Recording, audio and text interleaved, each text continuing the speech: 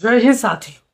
उत्तर प्रदेश के पंचायत चुनाव यानी प्रधानी के चुनाव में 5 बड़े बदलाव हो चुके हैं। अगर आप भी चाहते हो कि हम 2026 के पंचायत चुनाव में मेहनत करके प्रधान बने और अपने गांव की सेवा करें, अपने गांव में सड़कें, नालियां और लाइटों का अच्छा खासा यहां पर काम करें, तो आपको ये वीडियो देखना चाहिए। और कहो इस बार आपके गांव में कौन सी सीट आ सकती है, मैं आपको विस्तार में एक एक करके बताना चाहूंगा। अगर आप ये वीडियो यूट्यूब पर देख रहे हो तो चैनल को सब्सक्राइब कर लो, फेसबुक पर देख रहे हो तो पेज को फॉलो कर लो। साथियों, यहाँ पर आप देख सकते हो यूपी के प्रधानी चुनाव में 5 बड़े बदलाव। किस गांव में कौन सी सीट आ सकती है 2026 में प्रधानी लड़ने वाले जरूर देखें। साथी, आपको पता है कि यूपी में बहुत ही जल्द उत्तर प्रदेश में पंचायत चुनाव का ऐलान हो जाएगा। अब चलिए फटाफट देर न करते हुए उस तरफ बढ़ते हैं जो आपको उत्सुकता बढ़ाती है। साथियों, आप यहां पर देख सकते हो नियम के अनुसार अभी आपको समझाने के लिए मैंने एक चीज लगाई है। पहले एससी को मौका मिला 2015 में, ये आप बारीकी से समझिए, तभी अपने गांव का इतिहास आप उठा सकते हो और पता लगा सकते हो कि आपके गांव में कौन सी सीट आ सकती है। अगली बार उसी सीट पर एससी महिला को 2021 में मिला, फिर अगली बार एससी हटाकर ओबीसी 2026 को, उसके बाद ओबीसी महिला 2031 को, फिर जनरल पुरुष 2036 और जनरल महिला 2041। मैंने एक चार्ट आपको समझाने के लिए इसलिए बनाया है कि अगर भी आप अपने गांव का पता लगाना चाहते हो कि हमारे गांव में कौन सी सीट आ सकती है, तो आपको क्या करना होगा। मैंने यहां पर आपको समझाने के लिए लगाया कि पहले आपके गांव में 2015 में एससी सीट अगर थी तो अगली बार उसी एससी महिला 2021 में आई थी। अब यहां पर फिर अगली बार 2026 में एससी महिला को हटाकर ओबीसी सीट आएगी और फिर उसके बाद ओबीसी महिला 2021 में आएगी, फिर जनरल पुरुष 2036 में, जनरल महिला 2041 में आ सकती है। यह रोटेशन प्रणाली का नियम है, इसको आपको समझना पड़ेगा। अब यहां पर आगे देखिए आरक्षण, रोस्टर, चार्ट और उदाहरण। मैंने यहां पर आपको समझाने के लिए एक चार्ट और लगाया है। सीट का आरक्षण, चुनाववश उदाहरण। 2015 में अनुसूचित जाति एससी पुरुष के लिए सीट यहां पर आरक्षित हो चुकी थी एक गांव के लिए। 2021 में अनुसूचित जाति एससी महिला के लिए वो सीट यहां पर रिजर्व कर दी गई। फिर 2026 में अन्य पिछड़ा वर्ग ओबीसी पुरुष के लिए वो सीट आरक्षण कर दी गई। अब 2031 में अन्य पिछड़ा वर्ग ओबीसी महिला के लिए यहां पर वो सीट आरक्षण कर दी गई। 2036 सामान्य जर्नल के लिए वो सीट यहां पर आरक्षण कर दी गई। 2041 सामान्य जर्नल के लिए वो सीट यहां पर आरक्षण कर दी गई, यानी के लिए सीट फिक्स कर दी गई। अब इस चीज को आपको समझना है, आपको 2026 का देखना है। मैंने 5, 5, 10, 15, 20, 25 और यहाँ पर 30 वर्षों का चार्ट इसलिए बना दिया है ताकि आपको समझाने में कोई दिक्कत ना हो। साथियों, तो यहाँ पर आप समझिएगा, मान के चलिएगा आपके गांव में 2015 में एससी महिला थी, फिर यहाँ पर 2021 में एससी महिला यहाँ पुरुष यहाँ पर थी, 2021 में एससी महिला होगा, 2026 में पिछड़ा वर्ग हो गया। तो आपको अपने गांव का चार्ट निकालना है, एक कागज कलम निकालना है और आपको पता करना है कि 2015 में हमारे गांव में कौन सी सीट आई थी और 2021 में हमारे गांव में कौन सी सीट आई थी और 2026 में आपको अनुमान क्या लगाना है, मैं आपको आगे वीडियो में बताने वाला हूं। अब यहाँ पर देखिए अभी तक के तय नियम, वो नियम जो आपने यहाँ पर देखा है और सुना है। पुनरावंटन परिसीमन, कई ग्राम पंचायतों को शहरी निकाय नगर पालिका निगम में शामिल होने के कारण विलय किया जा रहा है। इससे ग्राम पंचायतों की संख्या कम हुई है, ये आप सभी को पता है।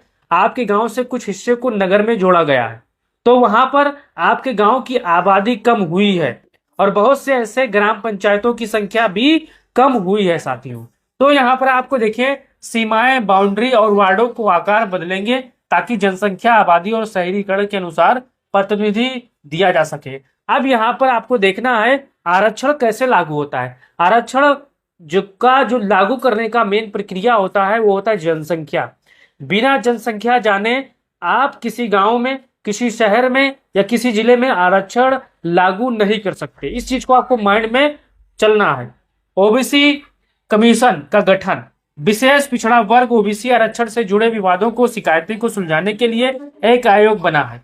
यह आयोग आरक्षण सीमा, सीटों के आवंटन, रोस्टर प्रणाली आदि पर सिफारिश करेगा। साथियों, तो ये 2 नियम हो गए, लागू होंगे यूपी के पंचायत चुनाव में। अब यहाँ पर तीसरा देखिए, बेस ईयर का निर्धारण। आरक्षण की रोस्टर प्रणाली के लिए बेस ईयर तय किया जाएगा। इसका मतलब है कि उस वर्ष में किसी सीट को किस वर्ग के लिए आरक्षित किया गया था, उसी आधार पर अगली आरक्षित सीटें अलग अलग वर्गों को मिलेगी। यदि तीसरी पार्टी को 2015 में एससी आरक्षित सीटें मिली थी तो 2026 में एससी को नहीं मिलेगी, जबकि अन्य वर्ग को मिलेगी। अब यहाँ पर जो ये बेस ईयर लागू होगा, उससे ये आपको पता चल जाएगा कि 2015 में अगर एससी महिला के लिए थी, पुरुष के लिए थी, तो 2026 में वो एससी को नहीं मिलेगा, जबकि जिस संख्या जिसकी ज्यादा होगी वहां पर उसके लिए गुणा भाग करके सीटों को यहाँ पर आरक्षित कर दिया जाएगा।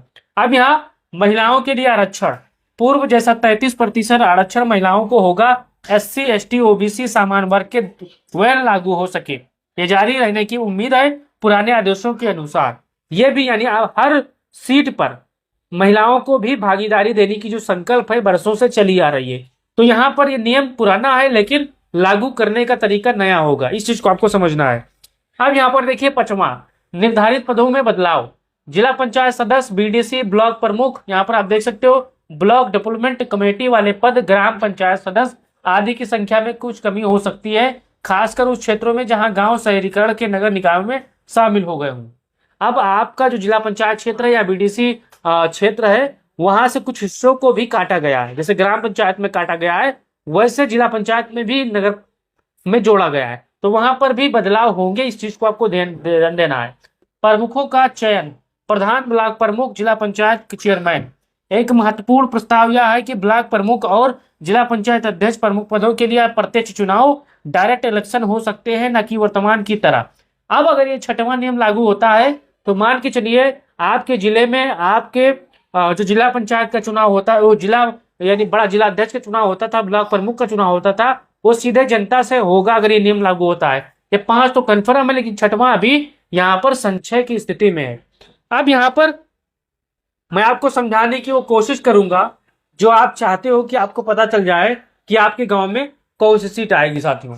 तो यहाँ पर आपको देखना है और समझना है। मैं आपको यहाँ पर मान के चलना है कि 2015 चुनाव वर्ष, 2021, 2026, 2031, 2036 और 2041, मैं लगभग 30 सालों का चार्ट बना दिया हूं। अब आपको जरूरत है 2026 की। तो आरक्षण की स्थिति, किसे मौका मिलेगा? मान के चलिए 2015 में एससी पुरुष को मौका मिला, तो अनुसूचित जाति पुरुष यहाँ पर आप देख सकते हो। 2021 में फिर एससी महिला को यहाँ पर आप देख सकते हो मौका मिलेगा, अनुसूचित जाति महिला। फिर 2026 में ओबीसी पुरुष, अन्य पिछड़ा वर्ग यहाँ पर पुरुष आप देख सकते हो। अब आपको समझना है, आप एक कॉपी कलम निकालना है और आपको लिखना है कि आपके ग्राम पंचायत में 2015 में कौन सी सीट थी, 2021 में कौन सी सीट थी, फिर उसके बाद 2026 लिखना है। और यहाँ पर आपको पता करना है आपके गांव में किस जात की कितनी आबादी है।